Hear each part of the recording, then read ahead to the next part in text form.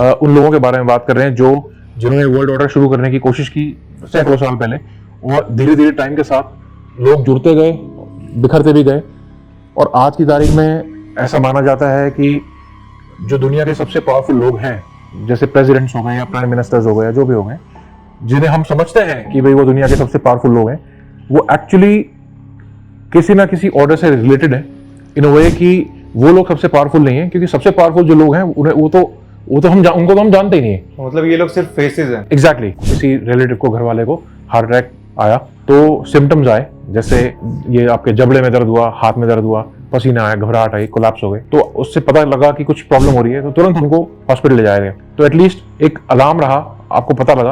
और ऐसी इस तरह की बात करते थे कि हाँ इनको एक अटैक आ गया, ये सेकंड अटैक है, ये थर्ड अटैक है, इस तरह आपने सुना होगा। उसी सिचुएशन को आप आज में कन्वर्ट करें और पोस्ट कोविड सिचुएशन को देखें। इस तरह से जैसे हम लोग बात कर रहे हैं, बैठे बैठे आदमी कोलैप्स हो गया, रेस्टोरेंट में खाना खा रहा है, खाते खाते उसका मुंह एकदम प्लेट में गिर गया, वहीं खत्म। 18, 20, 22, 25 साल के लड़के फुटबॉल खेल रहे हैं फील्ड में, खेलते खेलते फील्ड पे कोलैप्स और खत्म। हार्ट अटैक्स आने लगे हैं, और ऐसी सिचुएशन में आने लगे हैं कि सिम्टम्स ही नहीं आते कोई। लेकिन आप ये देखिए कि दो ग्रुप्स लड़ रहे हैं, चाहे तो वो गवर्नमेंट वर्सेस रिबेल्स हो, चाहे टेररिस्ट्स वर्सेस गवर्नमेंट हो, चाहे आर्मी वर्सेस अनदर आर्मी हो। इसमें सबसे कमाल की बात क्या है कि दोनों ग्रुप्स, भले ही वो अलग देशों से हो, भले ही सेम देशों से हो, भले ही उनकी आइडेंटिटी ये हो जो भी मैंने अभी बताया, लेकिन वेपन्स यानी हथियार उनके पास सेम मिलेंगे आपको। एक ऐसा ऑर्गेनाइजेशन या ऐसा कल्ट अगर एग्जिस्ट करता है, दुनिया भर के जो इंपॉर्टेंट बैंक्स हैं वो उन्हीं के हैं, करेंसी प्रिंटिंग उनके हाथ में है, मीडिया हाउसेज उनके हाथ में है, बड़ी बड़ी जो कंपनीज हैं उनके जो मालिक, जो सीईओ, जिनको हम आज एक फेस के रूप में, एक चेहरे के रूप में जानते हैं, सब उनके लोग हैं। तो आप ये सोचिए कि क्या ये लोग कभी वो एविडेंस हम तक पहुंचने देंगे?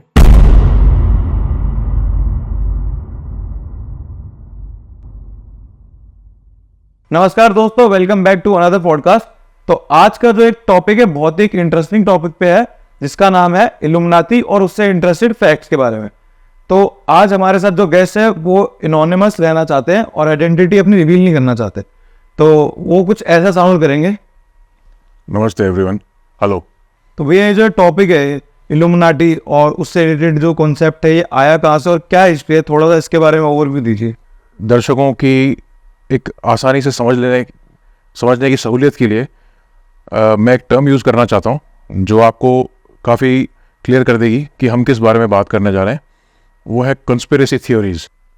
दुनिया भर में जो भी घटनाएं घटती हैं, भले ही वो कोई वॉर हो, भले ही कहीं पे कोई अटैक हो, या इवन कोविड, पीछे जो कोविड हुआ उसके बाद जो वैक्सीनेशन लगी, हर सिचुएशन में, हर घटनाक्रम में कहीं ना कहीं कंस्पिरेसी थ्योरी आती है। कोई कहता है ये किसी ने करवाया है, कोई कहता है इससे किसी को फ़ायदा हो रहा है, इससे किसी को नुकसान हो रहा है, कोई डीपॉपुलाइज करने की बात करता है दुनिया को। तो बेसिकली ये जो वर्ड है इल्यूमिनाटी, ये सब कुछ उसी पे आधारित है। हम इस बात को इस तरह से समझें कि आज से करीब 500-600 साल पहले ये इसके बारे में हम, इस शब्द के बारे में हम सुनते हैं। तो अगर इल्यूमिनेट जो वर्ड है उसकी अगर हम बात करें, तो इल्यूमिनेट या इल्यूमिनेटेड, इसका एक साधारण सा अंग्रेजी का अर्थ है कि लाइट, मतलब फुल ऑफ लाइट। भाई इल्यूमिनेटेड रूम, जहाँ ऐसा रूम जिसमें लाइट हो। तो ये यूरोप में ओरिजिनेट हुआ 1490s में। कहते हैं कि एक ग्रुप जो है वो एग्जिस्टेंस में आया, और उसके बाद ये ग्रुप बनते गए, बिखरते गए, इसमें मेंबर्स जुड़ते गए, बिगड़ते गए। तो आज की तारीख में, या आज से कुछ समय पहले तक भी, बहुत सारे फेक और रियल दोनों ही केसेस, अब हम, आप या मैं या कोई भी एक निश्चित रूप से कह नहीं सकते कि वाकई में ये लोग हैं, या वाकई में ऐसी कोई सीक्रेट सोसाइटीज़ या कल्ट्स हैं या नहीं हैं।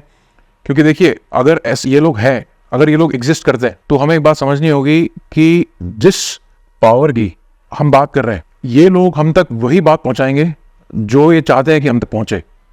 चल, क्योंकि आप देखिए कि आज इंटरनेट का, मोबाइल का, टेक्नोलॉजी का ज़माना है, टेलीविज़न भी है, टेलीफोन भी है, जो कि पिछले 30-40 साल से है। लेकिन आज इंटरनेट के दुनिया में कुछ भी स्लो नहीं रह गया, सब कुछ बहुत फास्ट हो गया। यूएसए में कुछ घटता है तो उसके कुछ सेकंड में हमें यहाँ पता चल जाता है। लेकिन जिस समय ये लोग इनकॉर्पोरेट हुए उस समय ये सब चीज़ें नहीं थी। तो इसका जैसे मैंने कहा कि भाई ये बनते गए, बिखरते गए, समय के साथ इनमें चेंजेस आते गए और इनमें मेंबर्स जुड़ते भी गए और मेंबर्स अलग भी होते गए। तो इनके पर्पसेस जो हैं बहुत सारे बताए गए हैं कि भाई इनका ये पर्पस था, या इनका ये पर्पस था, या इनका ये मकसद था, इस ग्रुप को बनाने के पीछे ये मकसद था या वो मकसद था। लेकिन जब हम जो अगर इसके कोर की बात करें तो कोर में एक वर्ल्ड ऑर्डर को सेटअप करने वाली बात थी कि एक वर्ल्ड ऑर्डर सेटअप हो जिसमें चीज़ें कह सकते हैं कि इनके हिसाब से चले। जो ओरिजिनल कॉन्सेप्ट था इल्यूमिनाटी का कि जिस टाइम ये शुरुआत में आया, जैसे मैंने कहा करीब 600 साल पहले, तो उस समय ये ऐसे ग्रुप के रूप में आया था जो अंधविश्वास, रिलीजन और पॉलिटिक्स का मिक्सचर और इस तरह की जो रूढ़ियाँ उस समय के यूरोप में चलती होंगी उनको तोड़ने के लिए, उनसे लोग आम आदमी को बाहर लाने के लिए, और ये केवल रिलीजन या पॉलिटिक्स तक सीमित नहीं, इसमें और भी बहुत सारी फैक्टर्स और भी बहुत सारी बातें थी, उनसे लाने के लिए इस्टेब्लिश किया गया, ऐसा क्लेम किया जाता है। लेकिन रियलिटी में क्या था क्या नहीं था ये कह पाना बहुत मुश्किल है। उसके बाद में अराउंड 1776 जर्मनी में, जो आज मॉडर्न डे जर्मनी की बात करें, बवेरिया एक एरिया है जो बहुत फेमस है BMW के लिए, बवेरियन मोटर वर्क्स। तो उस एरिया में, उस जगह पे कहते हैं कि भाई लेट मिडीवल इल्यूमिनाटी फॉर्म हुआ और फिर वो धीरे धीरे आगे बढ़ता चला गया और 1785 तक ये लोग कमज़ोर पड़े, कभी स्ट्रांग हुए, कभी कमज़ोर पड़े, ये चलता रहा। लेकिन उसके बाद ऐसा माना जाता है कि इनके मेंबर्स बढ़े, नेचुरली मेंबर्स बढ़े तो पावर बढ़ी, पैसा बढ़ा, इनका कंट्रोल या होल्ड बढ़ा, और उसके बाद से फिर इन्होंने जो वर्ल्ड इवेंट्स हैं उन पर अपना प्रभाव डालना शुरू कर दिया।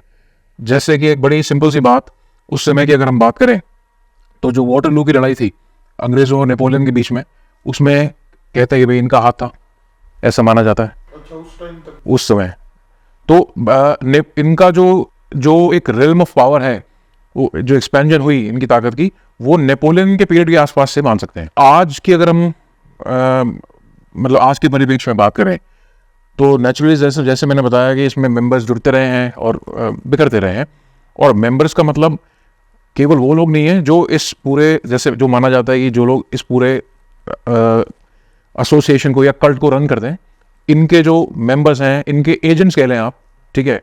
तो ये बात है वहाँ तक फैली हुई है।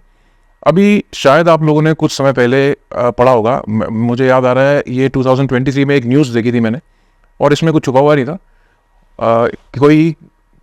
कोई आर्टिकल था जो कहीं से लीक हुआ था या ऐसा कुछ, मतलब इंटरनेट पे डोमेन में है, आप चाहें तो गूगल कर सकते हैं उसे।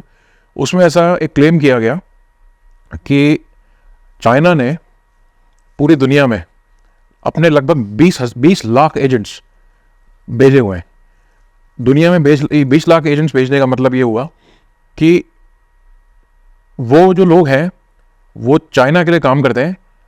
आप आम भाषा में, एक साधारण भाषा में उन्हें स्पाइस कह सकते हैं, भाई स्पाइंग करते हैं चाइना के लिए। लेकिन वो स्पाइंग तक सीमित नहीं है, बेसिकली आप उसको कह सकते हैं कि वो लोग चाइनीज़ माउथ पीसेज हैं। तो जो उनकी गवर्नमेंट जो चाहती है वो दुनिया को बताते हैं, और उनके जो एजेंडाज हैं उनको वहाँ लागू करने का काम करते हैं।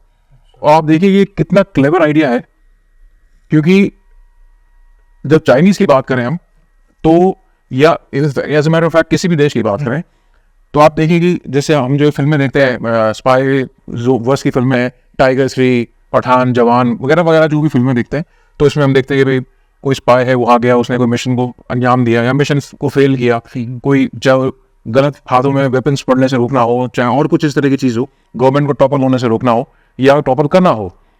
लेकिन आप ये देखिए कि तो और उस सूरत में आप उन्हें मतलब स्पाइस कहते हैं या कुछ भी कहते हैं, लेकिन आप इमेजिन करें एक ऐसी सिचुएशन जहाँ पे गवर्नमेंट के या किसी देश के 20 लाख लोग पूरी दुनिया में फैले हैं, और वो ऐसा नहीं है कि वो सिर्फ किसी जैसे मिलिट्री में घुस गए केवल या पॉलिटिक्स में घुस गए, ऐसा नहीं है। वो उनकी इंटेलिजेंसिया का पार्ट है, वो उनकी फिल्म इंडस्ट्री का पार्ट है, वो उनकी एजुकेशन का पार्ट है। यानी कि प्रोफेसर्स हैं, वो उनके लेक्चरर्स बन गए, ठीक है।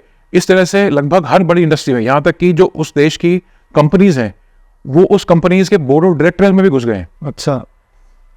तो जैसे जहाँ उन्हें चाहिए कि भाई किसी देश में चाइना की तारीफ करनी है तो फिर वो उसी हिसाब से करेंगे। हम इंडिया में नहीं देखते क्या, आप उठा के देखिए, कभी कोई कुछ भी छोटा मोटा कुछ होता है तो ऐसे बहुत सारे लोग आ जाएंगे जो तुरंत इंडिया को चाइना से कंपेयर करना शुरू कर देंगे, है ना, कि वो इंडिया में तो ऐसा है, चाइना में वैसा है, या इंडिया को भी इतने साल लग जाएंगे वहां तक पहुंचने में। या कोई छोटा मोटा जैसे गलवान का क्लैश हुआ, तो ऐसी स्थिति में भी वो भारत के साथ खड़े होने के बजाय चाइना के बॉबों की तरह काम करते हैं और उनकी तारीफ करेंगे, उनकी आर्मी की तारीफ करेंगे, या जो भी मतलब इस तरह की चीज़ें करेंगे। तो आप ये देखिए कि वो उन इंडस्ट्रीज में रह के उस देश का काम कर रहे हैं। तो ये जो चीज़ है, ये अभी लास्ट ईयर मैंने वो आर्टिकल पढ़ा था। आज की तारीख में जबकि रिसोर्सेज अथाह हैं, आपके पास इंटरनेट है, टेलीफोन है, मीडिया है, एक सेकंड में न्यूज़ ट्रैवल करती है इधर से उधर, स्मार्टफोन है, तो आप सोचिए कि आज से 200, 300, 400, 500 साल पहले तक ऐसी किसी स्थिति को पैदा करना जहां किसी एक कल्ट के या किसी एसोसिएशन के लोग दुनिया भर में फैल जाएं और एक वर्ल्ड ऑर्डर को अंजाम दें जहां कि वो अपने हिसाब से गवर्नमेंट बना सके या गवर्नमेंट बिगाड़ सके, ठीक है, और उनको कोई देश की कोई पॉलिसीज हैं जो बना रही हैं, बिगाड़नी है। आप देखिए दुनिया जब से बनी है शायद तब से it has always been about power and money, power और वेल्थ, ये दो चीज़ों पे काम होता है।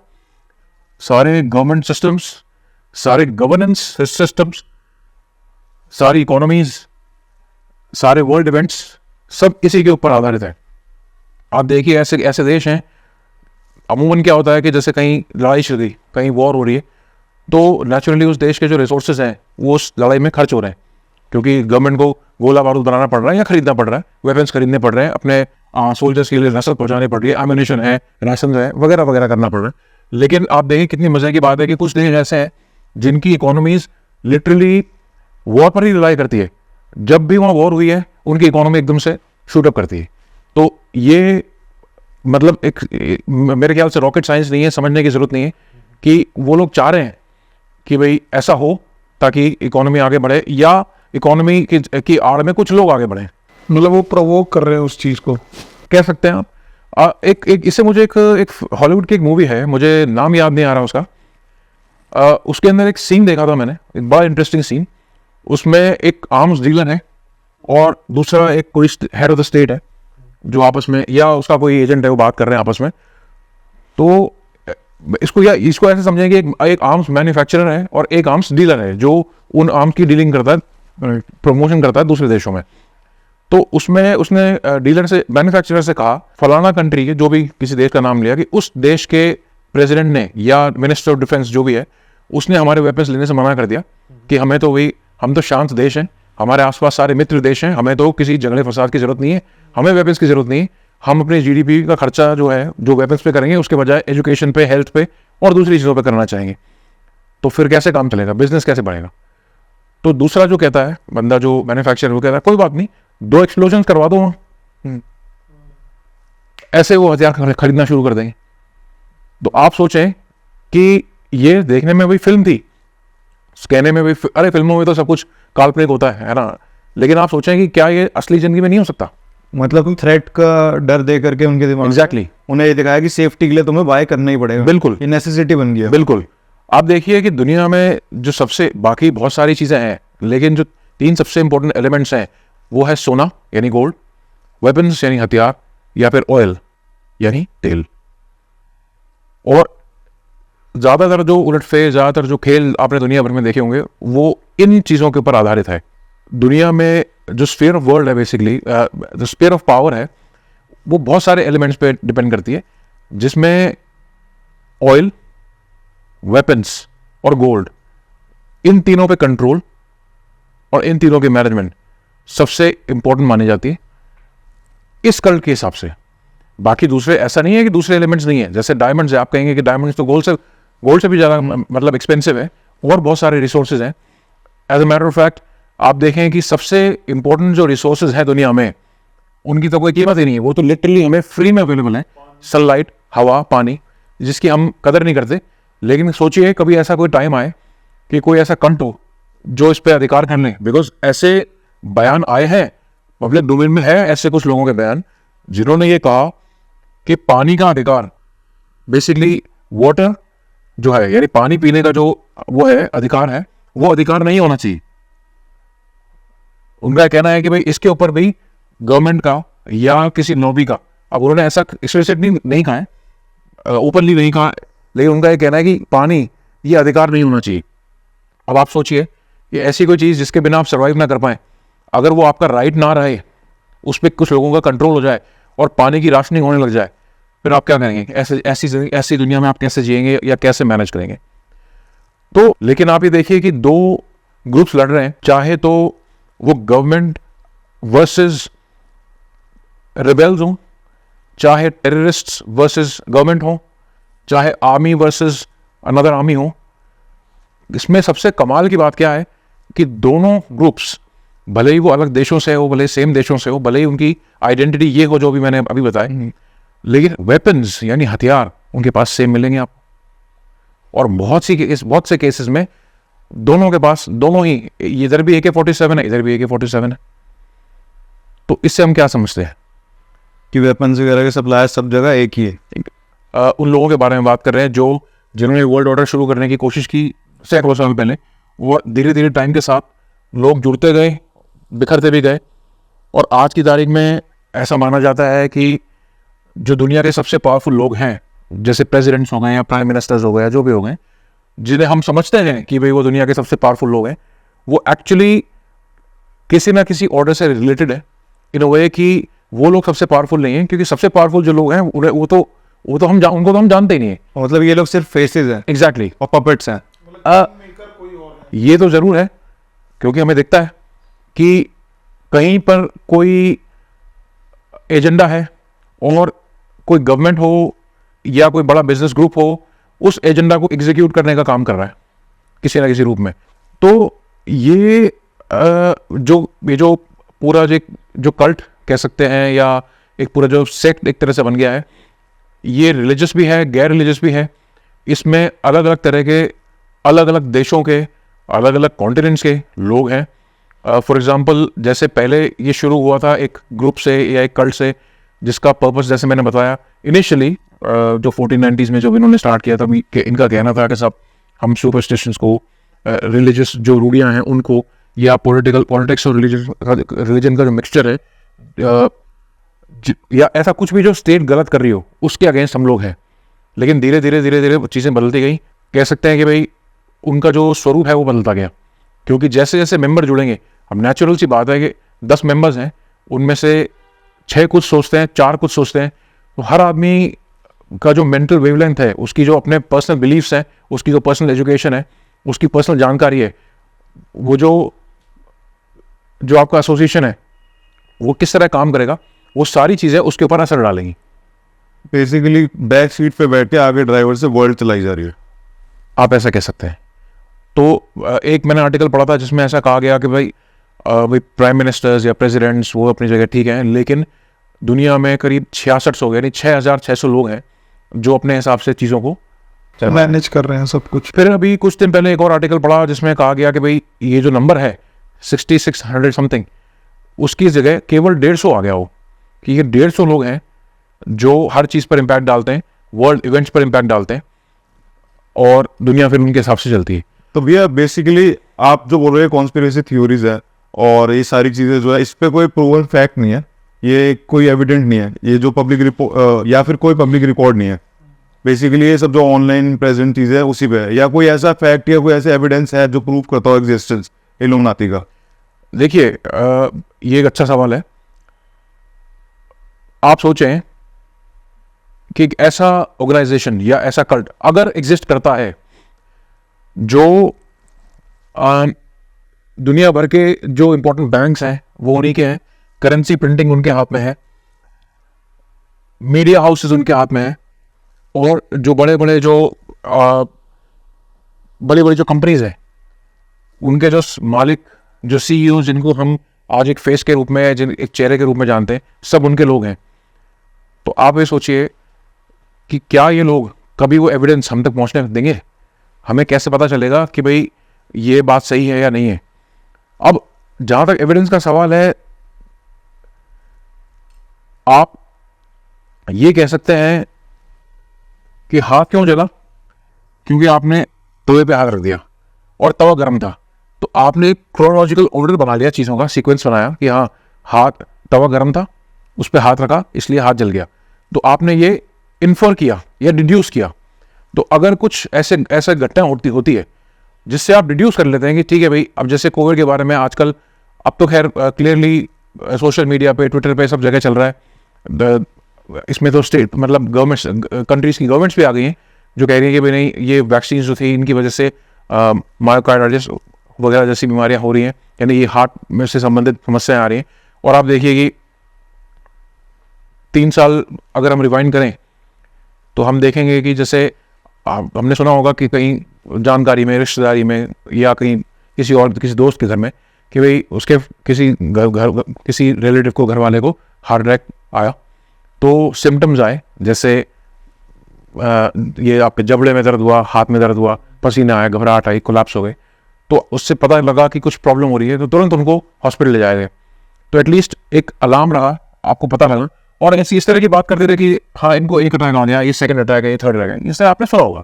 लेकिन आप आज उसी सिचुएशन को आज में कन्वर्ट करें और पोस्ट कोविड सिचुएशन को देखें, इस तरह से जैसे हम लोग बात कर रहे हैं, बैठे बैठे आदमी कोलैप्स हो गया, रेस्टोरेंट में खाना खा रहा है, खाते खाते उसका मुंह एकदम प्लेट में गिर गया, वहीं खत्म। 18, 20, 22, 25 साल के लड़के फुटबॉल खेल रहे हैं फील्ड में, खेलते खेलते फील्ड पे कोलैप्स में खत्म। एक वो एंगेजमेंट वाली भी कोई स्टोरी वीडियो वायरल, एग्जैक्टली कि भाई वो उसकी एंगेजमेंट हुई, उसने रिंग पहनाई, डांस करने लगा, डांस करते करते गिर गया। तो इनिशियली आसपास जो लोग खड़े थे उन्हें लगा कि शायद ये डांस कर रहा है या कोई गेम है या मजाक कर रहा है, लेकिन वो तो बेचारा खत्म हो गया। तो आप मुझे बताएं कि अब हार्ट अटैक्स आने लगे हैं और ऐसी सिचुएशन में आने लगे हैं कि सिम्टम्स ही नहीं आते, कोई अलार्म कॉल ही नहीं है, मतलब बिल्कुल साइलेंट अटैक जैसे कहते हैं, है ना। तो ऐसा क्या हुआ पिछले 4 साल में, ऐसा क्या बदला है, या 3 साल में ऐसा क्या हुआ है कि ऐसा होने लगा? कुछ ऐसा लगता है कि जैसे इम्यूनिटी पे कुछ फर्क आ रहा है लोगों के, इम्यूनिटी पे, या आप सोचिए कि बॉडी में ऐसे क्या चेंजेस आ गए कि आप देखिए कि इस तरह से। और इसका एक एग्जांपल नहीं है, और एक केवल भारत की बात नहीं है, ये दुनिया भर में हो रहा है, ऑल ओवर द वर्ल्ड हो रहा है। और इसमें बड़े भी हैं, बुजुर्ग भी हैं, छोटे भी हैं, इनफैक्ट 18 साल, 20 साल, 22 साल, 25 साल के लड़के भी हैं। तो मैं कहने का मतलब यंग एंड ओल्ड दोनों को इक्वल इफेक्ट कर रही है ये समस्या। तो आप खुद सोचें कि ऐसा क्या हुआ है पिछले 3-4 साल में जिसके कारण ये समस्या होने लगी है। और अगर आप ऐसा सोचते हैं और अगर आप इसकी वेवलेंथ को पकड़ पाते हैं कि हाँ ये शायद इस कारण हो रहा है, ये चीज़ हुई थी, ये इवेंट हुआ पिछले 3 साल में, उसके कारण ये हो रहा है, तो क्या इसके पीछे आपको लगता है कि कोई कंस्पिरेसी है या नहीं है? क्योंकि आप ये देखिए कि इतनी बड़ी संख्या में लोग बाग अगर मर रहे हैं, हार्ट की प्रॉब्लम से मर रहे हैं। अभी कुछ दिन पहले भारत के जो हेल्थ मिनिस्टर हैं डॉक्टर मनसुख मांडविया, उन्होंने कैमरा पे आके, टीवी पे आकर ये कहा कि ऐसे लोग जिनको कोविड हुआ हो, सिवियर कोविड, और जिनको वैक्सीन लगी हो, सेकेंड डोज, बूस्टर डोज वगैरह, वो 2 साल के लिए कोई हैवी काम ना करें, बिल्कुल शांत रहें, आराम से अपने जो नॉर्मल घर के जो क्रियाकलाप हैं वो करें। तो अब ये सुनने के बाद, ये सब जानने के बाद, क्या आपको ये नहीं लगता कि इसमें कहीं ना कहीं कुछ गड़बड़ है? और अगर है तो आप देखिए कि आपने कितने मीडिया हाउसेस को, कितने चैनल्स को इंडिया में या इंडिया से बाहर इस विषय में बात करते सुना है? किसी को ये अपील करते सुना कि गवर्नमेंट को इस बारे में जांच करानी चाहिए, 1 लाख, 2 लाख, 5 लाख लोगों का रैंडमली ब्लड सैंपल लेके देखें कि भाई कोविड से पहले या कोविड के बाद या वैक्सीन से पहले, वैक्सीन के बाद उनकी बॉडीज में क्या चेंजेस आए और ये जो सिचुएशन हो रही है इसके क्या कारण है। अब ठीक है कि भाई कोई पॉलिटिशियन कैमरा पे आके कहता है कि आप ऐसे ना करें या ऐसे करें, वो एक अलग मैटर है। लेकिन आप गवर्नमेंट्स को कितना ट्रस्ट करेंगे, उनके कहने पे कितना मानेंगे, कितना नहीं मानेंगे, ये तो आई थिंक एक इंडिविजुअल चॉइस है। तो मतलब ऐसा कहा जा सकता है ये वेपन्स ऑफ मास डिस्ट्रक्शन जो है, या फिर ये तो कोविड था या प्री कोविड या पोस्ट कोविड जो भी चल रहा है, ये सब भी मतलब उनका पार्ट ऑफ गेम था। देखिए कंक्लूसिवली या टेक्निकली कुछ नहीं कह सकते, क्योंकि ये लोग एग्जिस्ट नहीं करते, और इनकी एग्जिस्टेंस के जो भी जुड़ी बातें हैं वो केवल कयास मात्र हैं। तो लोग सोचते हैं कि यार ऐसा हुआ इसलिए ऐसा हो गया होगा, ये लोग हैं ये ऐसा कर रहे हैं। क्योंकि अगर आप देखें तो इनकी जो एग्जिस्टेंस है वो सिर्फ किसी एक फील्ड तक सीमित नहीं है, वो अनलिमिटेड है। अनलिमिटेड से मेरा मतलब है कि वो आप उसको वो ऐसा कहा जाता है या ऐसा माना जाता है कि वो फार्मा इंडस्ट्री में भी हैं, वो नॉर्मल जो इकोनॉमी से जुड़ी जो जितनी भी चीज़ें हैं उसको भी इम्पैक्ट करते हैं, ठीक है। तो जैसा मैंने कहा कि कुछ घटनाएं ऐसी घटती हैं जिसके कारण आप ये डिड्यूस कर सकते हैं। अब जैसे अभी हमारी बात हुई कि इतना कुछ कोविड में हुआ, या अब आफ्टर जो उसके रेपरकशंस हैं वैक्सीन के या कोविड वायरस के, इतने लोग जा रहे हैं, इसके विषय में हम किसी को बात करते सुनते नहीं, कोई इस विषय उसमें बात नहीं करता, कोई मीडिया में आवाज़ नहीं उठती। क्यों? ऐसा क्यों है? ऐसा कैसे हो सकता है? तो ये सब चीज़ें हमें सोचने पे मजबूर करती हैं कि शायद ऐसा कोई है जो ये ऐसा होने से रोक रहा है, जो उसके इंटरेस्ट में नहीं है। क्योंकि इनके लिए ऐसा कहा जाता है कि फार्मा इंडस्ट्री जो है वो बहुत बड़ी है। एक मूवी है लव एंड अदर ड्रग्स करके, अगर आपने कभी देखी हो, वो फार्मा इंडस्ट्री पे बेस्ड है। बेसिकली है तो रोमांटिक मूवी, पर उसका जो बैकग्राउंड है वो फार्मा इंडस्ट्री का है। तो उसमें एक बड़ी इंटरेस्टिंग एक लाइन है, जब वो एक कंपनी है, उसके जो जिसे कहते हैं ड्रग रेप्स, यानी कि अपने इंडिया में कहते हैं मेडिकल रिप्रेजेंटेटिव्स, तो वो लोग ट्रेनिंग सेशन में बैठे हुए हैं, जो उनकी ट्रेनर है वो उनको उसके बारे में बता रही है, ऐसा वैसा जो भी है। उसमें एक बड़ी इंटरेस्टिंग लाइन बोलती है, और ये पुरानी फिल्म है, मेरे ख्याल से 10 साल, शायद 10 साल से भी ज़्यादा पुरानी है। वो कहती है कि जो फॉर्चून 500 कंपनीज हैं, उनमें जो टॉप 10 फार्मा कंपनीज हैं, जो फॉर्चून 500 कंपनीज हम जानते हैं दुनिया की सबसे बड़ी जो 500 कंपनीज कह सकते हैं लेमैन लैंग्वेज में, उनमें जो टॉप 10 फार्मा कंपनीज हैं, उन 10 फार्मा कंपनीज का टर्नओवर, यानी दवा कंपनियों का टर्नओवर, उन बाकी 490 कंपनीज के टोटल टर्नओवर से ज्यादा है। अच्छा, तो ये मैंने उस फिल्म में सुना था, मैंने इसके बारे में कोई रिसर्च नहीं करी, उस फिल्म में देखा था।